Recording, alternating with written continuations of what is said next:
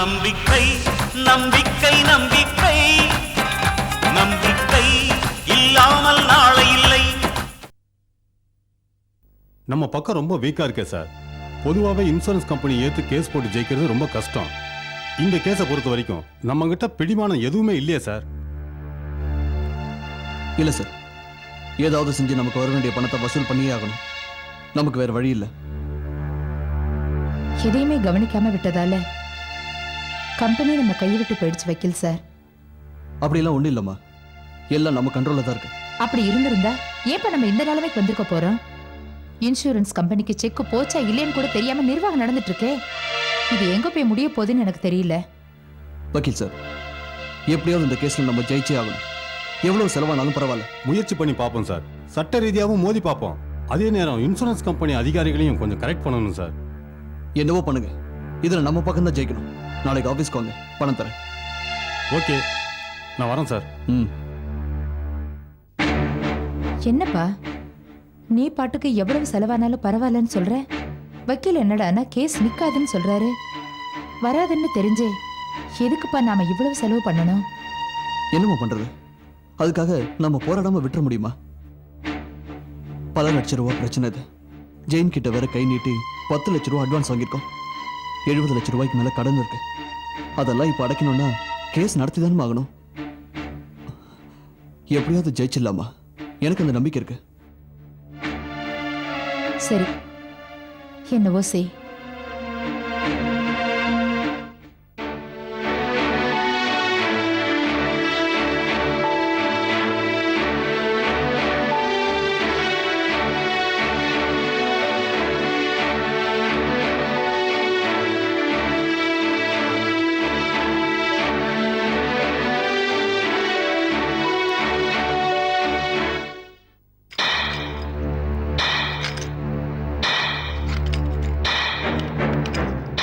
என்ன மம்மி இவ்வளவு அவசரமா எல்லா நகையும் மூட்டை கட்டுறீங்க?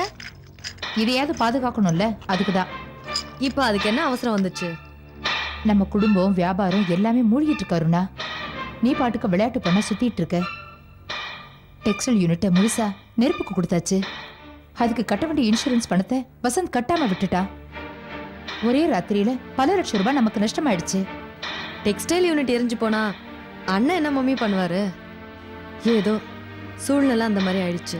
இதுக்கு சூழ்நிலை காரணம் இல்ல, உங்க அண்ணனா பின்னிக்கிட்ட வேலை. அதுக்கு நாமளும் பலியாடக்கூடாதுன்னு தான் இந்த நகையெல்லாம் எடுத்து வச்சிட்டு இருக்கேன். இதெல்லாம் எங்க மம்மி கொண்டு போறீங்க? வசந்துக்கு தெரியாம பேங்க்ல லாக்கர் வச்சிருக்கேன். கொண்டு போய் அதுல வைக்க போறேன். ஏன் மம்மி திடீர்னு இப்படி? காலையில வக்கீல் வந்துட்டு போனாரு. இன்சூரன்ஸ் ரினிவல் பண்ண வேண்டிய செக்கே இன்னும் அந்த கம்பெனிக்கு போய் சேரல. அதனால அது தன்னால காலாவதி ஆயிடுச்சு. அது மட்டும் இல்ல அருணா, வசந்த் இன்சூர் பண்ண ஒரிஜினல் டாக்குமெண்டையே தொலைச்சிட்டு நிக்கிறா. இன்னும் என்னென்ன தொலைச்சிட்டு நிக்க போறானோ எனக்கு தெரியல. அதான் அதுக்கு முன்னாடி இதெல்லாம் கொண்டு போய் பேங்க் லாக்கர்ல வைக்கலான்னு பாக்குறேன். உங்க அண்ணன் அந்த இன்சூரன்ஸ் கம்பெனி மேல கேஸ் போடலான்னு பிடிவாதமா நிக்கிறான். ஆனா வக்கீல் அந்த கேஸே ஜெயிக்காதுன்னு சொல்லிட்டு போயிட்டாரு. கோர்ட்டு கேஸ்ன்னு அலையும் போது பணம் தண்ணி மாதிரி செலவாகும். இந்த நகையெல்லாம் அதுல அழிஞ்சு போயிடக்கூடாதுன்னு தான் எல்லாத்தையும் பத்திரமா எடுத்து வைக்கிறேன். நாளைக்கு மாப்பிள்ளை வரும்போது நீ எதையும் எழுந்துட்டு நிக்க கூடாது இல்லையா? ஏன் மம்மி, டெக்ஸ்டைல் யூனிட் எரிஞ்சு போனாலும் நமக்கு வேற வருமானம் நிறைய இருக்கே மம்மி. அருணா, இந்த பணம் இருக்கே வரும்போது சினிமா பார்க்க வர்ற கூட்டம் மாதிரி ஒவ்வொன்னா வரும். ஆனா அதே பணம் சினிமா முடிஞ்சு போற கூட்டம் மாதிரி எப்படி போகுதுன்னே தெரியாது. ஒட்டு மொத்தமா போயிடும். இப்ப வசந்தோட நிலைமையும் அப்படிதான் இருக்கு. எவ்வளவு பணம் வந்தாலும் கடனை அடைக்கதான் சரியா இருக்கு. அதுவும் இல்லாம அவன் வாழ்க்கையில ஏற்பட்ட சில தோல்வியால இப்ப எந்த வியாபாரத்திலயும் அவனால கவனம் செலுத்த முடியல. இதுதான் இந்த விளைவுக்கு காரணம். வசந்த் மட்டுமே இதுக்கெல்லாம் வாரிசுன்னா நான் எதை பத்தியுமே கவலைப்பட்டிருக்க மாட்டேன். ஆனா நீ ஒருத்தி இருக்கே, நாளைக்கு உன் புருஷன் வந்து கேட்டா பதில் சொல்ற நிலைமையில நீ இருக்கியா? வசந்த் அவன் பேர்ல இருந்ததெல்லாம் அழிச்சிட்டான். ஆனா நான் உன்னை அப்படி விட மாட்டேன். எனக்கு வசந்த விட நீதான் முக்கியம்.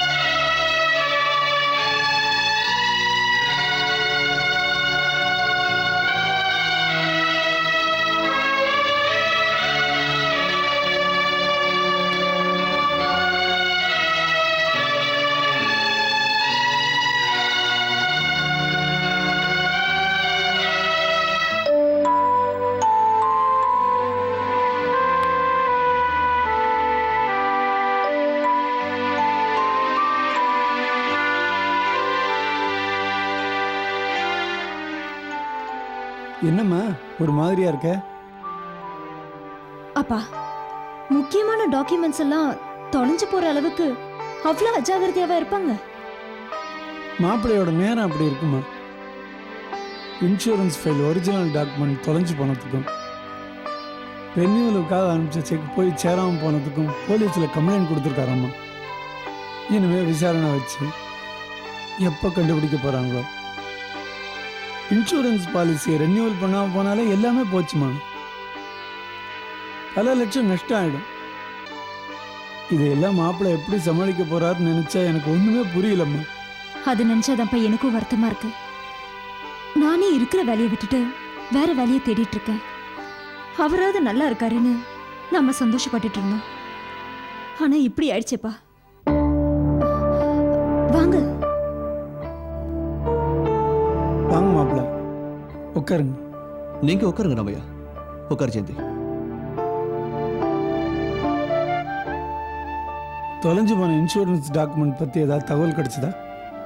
விசாரணை நடந்துட்டு இருக்கு. நம்ம அவசரத்துக்கு எங்க கிடைக்கும்? நீங்க இருந்த வரைக்கும் இந்த வேலையெல்லாம் ஒழுங்கா நடந்துட்டு இருந்தது. நடக்கிறதெல்லாம் பார்க்கும்போது நானே உங்களை விட்டு வந்தது தப்புன்னு தோணுது மாப்பிள்ளை. இல்ல ராமையா, உங்களுக்கும் வயசாயிடுச்சு.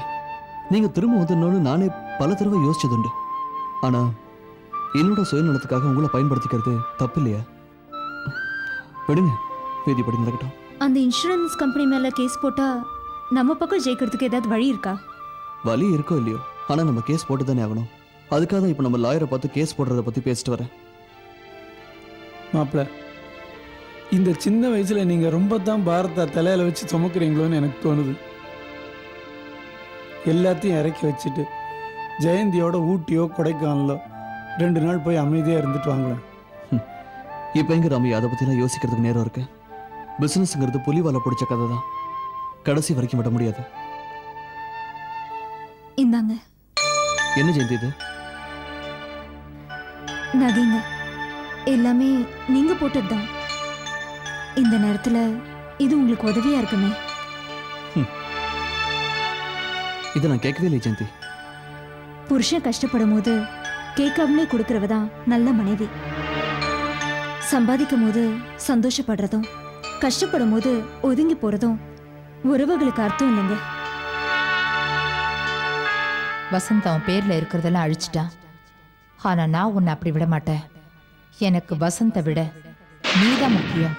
கஷ்டப்படும் போது ஒதுங்கி போறதும் உறவுகளுக்கு அர்த்தம் இல்லைங்க.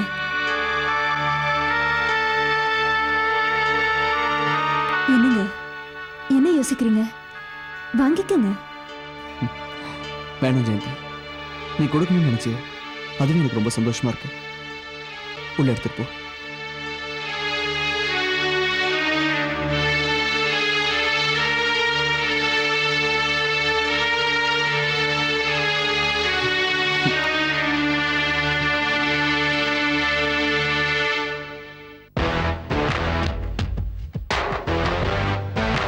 ஏன்பா அம்மா இல்லையா? மேல இருக்காங்க, இப்ப வந்துருவாங்க. அப்படியா? போய் ஏதாவது காஃபி கொண்டா. உட்காருங்க சார், கூட்டு வரேன். போ.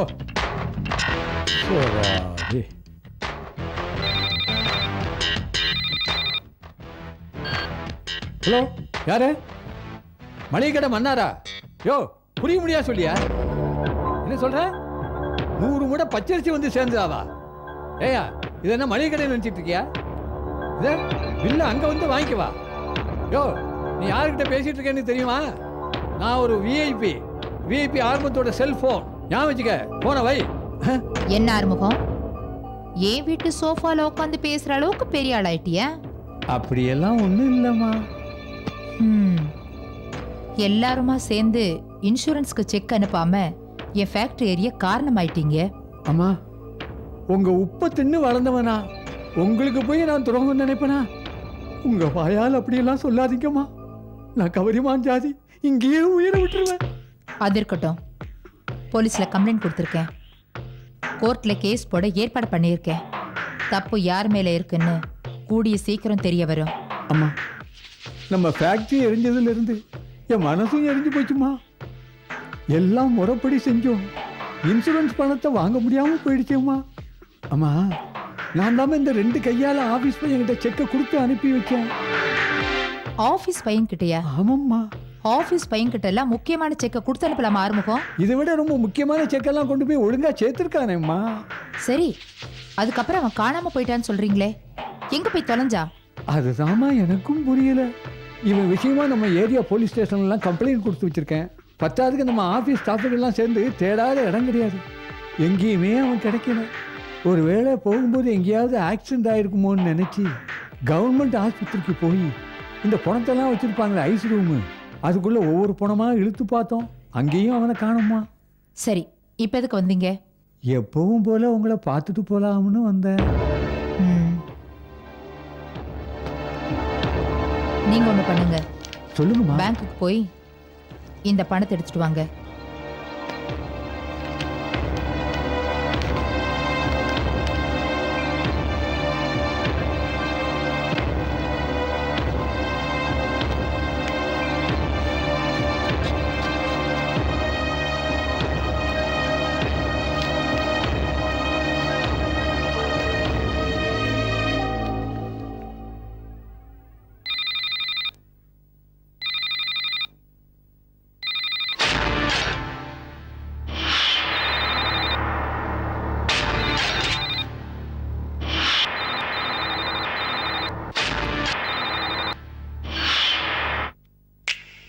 ஸ்டூபிட்.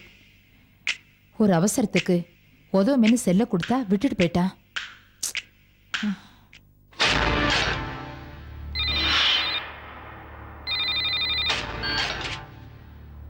ஆறுமுகம், நான் நந்தினி பேசுறேன்.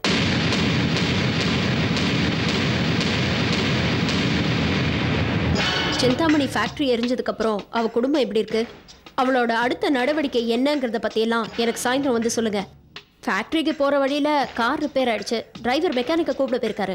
நான் இங்கே தான் பக்கத்தில் வெயிட் பண்ணிட்டு இருக்கேன். நான் இன்னும் கொஞ்சம் நேரத்தில் ஆஃபீஸ்க்கு போயிடுவேன். அங்கே வந்து சொல்லுங்க. ஓகே?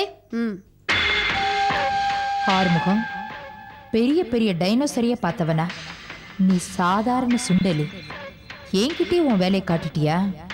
சரி, உன்னை மெதுவா பார்த்துக்கிறேன். நந்தினி கதையை முதல்ல முடிக்கிறேன்.